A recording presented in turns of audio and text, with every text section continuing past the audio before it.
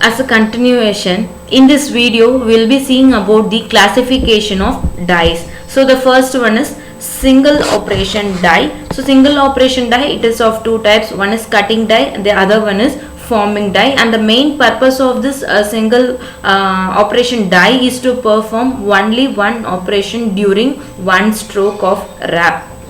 So first one is cutting dies.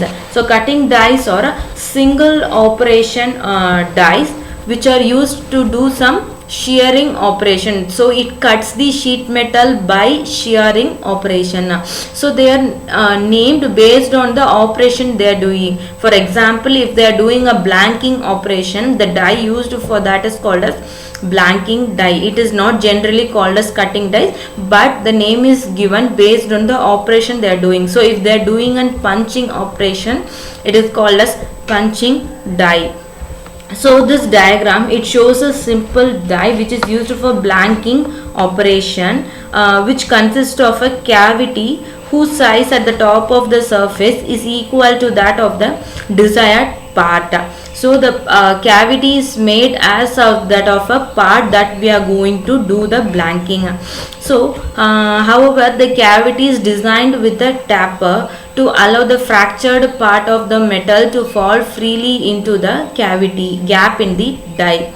So this is about the cutting dies. The next one is forming dies. So forming dies are of a single cutting operation dies, but the only difference is it is designed to cut the metal by deforming operation. It doesn't cut the sheet metal. There is no excess of wastage of material, but it deforms the sheet metal.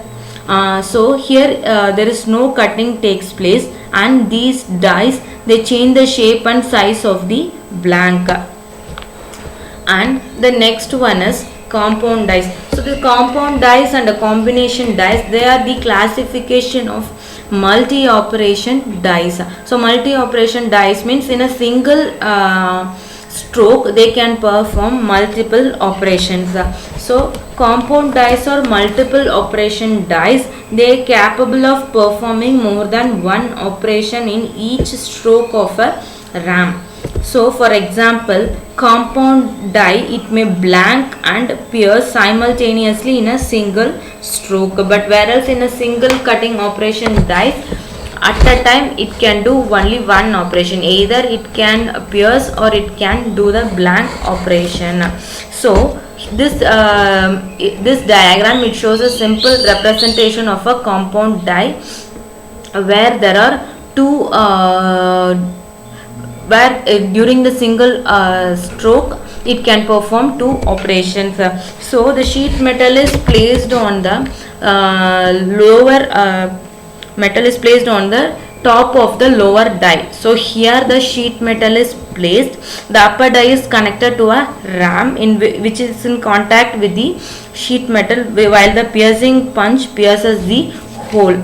As the punch goes on moving down, the spring keeps on contacting. When with a certain limit is reached, the lower die moves upward and blank and outer portion from the sheet metal stock. Thus upper die, it acts as a blanking die and piercing, and it also acts as a piercing punch, while the lower die, it acts as a blanking punch and piercing die, etc. So compound dies, it are limited to perform simple operations like blanking, cutting only. Also the die design is very complicated. So the next one is combination dies. So this is also multi-operational dies which can perform more than one operation in each stroke of the press or a ram. So unless not like a compound die, but this combination die, it is used in various cutting operations. So combination dies perform operations like blanking combined with forming operations like bendings, drawing, coining, etc. So when the compound dies are limited only to perform blanking and some other cutting operations, whereas this combination dies, they are capable of performing all the forming operations along with the blanking.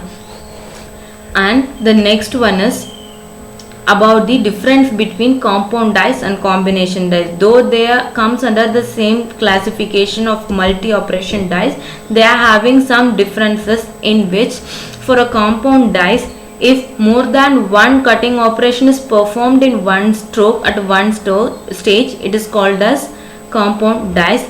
In a combination dyes also, more than one operation can be performed at one station. Only cutting operations are carried out in compound dyes, whereas cutting operation along with forming operation can also be carried out in combination dyes. So the production rate is higher in compound dyes.